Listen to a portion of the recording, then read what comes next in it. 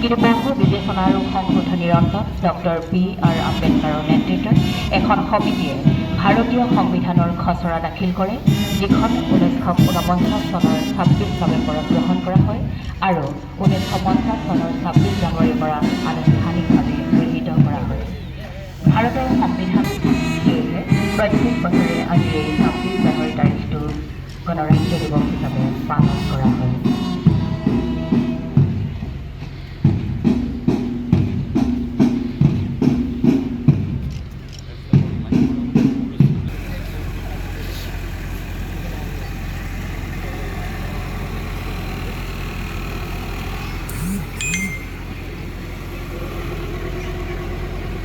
বই এখন পাৰ হৈছে দেই।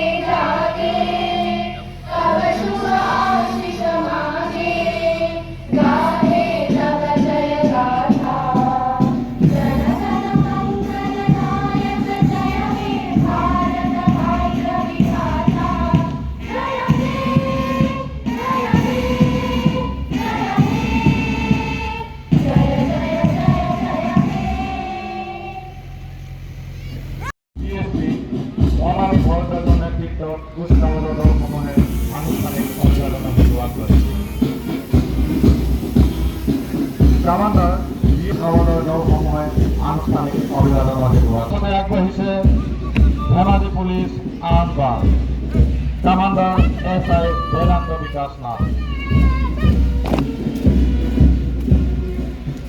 ইয়াৰ পাছতে ABSI সতীশ চন্দ্ৰ ঠাকুৰীয়াৰ নেতৃত্বত হোমগাৰ্ড ধেমাজি। এয়া home guard Dhemaji commander ABSI Satish Chandra Thakuria.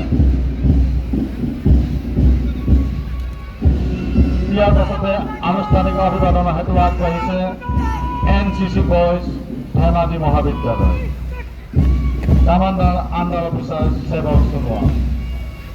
এয়া আণ্ডাৰ অফিচাৰ সেৱক সোণোৱালৰ নেতৃত্বত NCC বয়জ ধেমাজি কলেজ।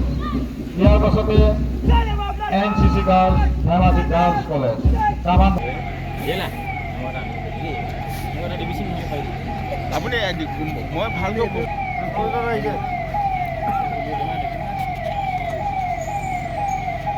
বৈঠকটো সংখ্যক গণৰাজ্য দিৱসৰ পতাকা উত্তোলনৰ হেতু মুখ্য অতিথি অসমৰ মাননীয় ৰাজহ আৰু দুৰ্যোগ ব্যৱস্থাপনা তথা অন্যান্য দপ্তৰৰ মন্ত্ৰী শ্ৰীযুত যোগেন মোহন দেৱানী। গণৰাজ্য দিৱসৰ এই পবিত্ৰ ক্ষণত মই ধেমাজিবাসীৰ লগতে সমূহ অসমবাসী আৰু দেশৰ সমূহ জনসাধাৰণলৈ মোৰ আন্তৰিক শুভেচ্ছা আৰু অভিনন্দন জ্ঞাপন কৰিছোঁ। আজিৰ এই মহেন্দ্ৰক্ষণত মই জাতিৰ পিতা মহামানৱ মহাত্মা গান্ধী, সুভাষ চন্দ্ৰ বসু, কনকলতা, মুকুন্দ কাকতি, পিয়লি ফুকনকে আদি কৰি যিসকল স্বাধীনতা সংগ্ৰামী চৰম ত্যাগৰ ফলত আমাৰ দেশে স্বাধীনতা অৰ্জন কৰিলে তেওঁলোকৰ প্ৰতি গভীৰ শ্ৰদ্ধাঞ্জলি নিবেদন কৰিছোঁ। ভাৰতবৰ্ষৰ সংবিধান খচৰা প্ৰস্তুতি সমিতিৰ অধ্যক্ষ মহান আইনজ্ঞ তথা ৰাজনীতিবিদ ডক্টৰ ভীমৰাও ৰামজী আম্বেদকাৰ, সংবিধান সভাৰ সভাপতি ডক্টৰ ৰাজেন্দ্ৰ প্ৰসাদ সমন্বিতে সংবিধানৰ প্ৰণেতাসকলক মই শ্ৰদ্ধাৰে স্মৰণ কৰিছোঁ। দেশৰ সাৰ্বভৌমত্ব আৰু অখণ্ডতা ৰক্ষাৰ হকে প্ৰাণ আহুতি দিয়া বীৰ জোৱান, অৰ্ধসামৰিক বাহিনী, আৰক্ষী জোৱানসকললৈ এই শুভক্ষণত মই আন্তৰিক শ্ৰদ্ধাঞ্জলি জনাইছোঁ।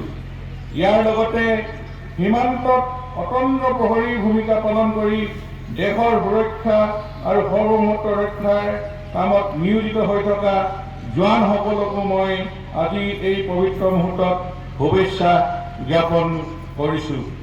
মুক্তিপ্ৰিয়াসী অগণন ভাৰতীয় অদমনীয় সংগ্ৰামৰ স্পৃহা নিৰলস প্ৰচেষ্টা আৰু ত্যাগৰ বিনিময়ত আমাৰ দেশে ভাৰতবৰ্ষই 1947 চনৰ 15 আগষ্টত ব্ৰিটিছ পৰাধীনতাৰ শিকলি ছিঙি এখন স্বাধীন দেশ হিচাপে আত্মপ্ৰকাশ কৰিলে। ভাৰতবৰ্ষই স্বাধীনতা লাভ কৰাৰ পাছত দেশৰ বাবে এখন সংবিধান ৰচনা কৰাৰ অধিকাৰ প্ৰদান কৰা হৈছিল সংবিধান সভাত।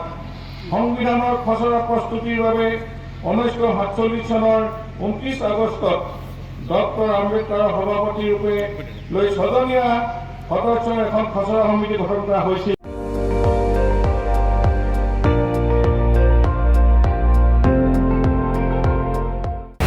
আপুনি চাই আছে ND24, সৰ্বশ্ৰেষ্ঠ নহয় সৰ্বোত্তমৰ দৌৰ।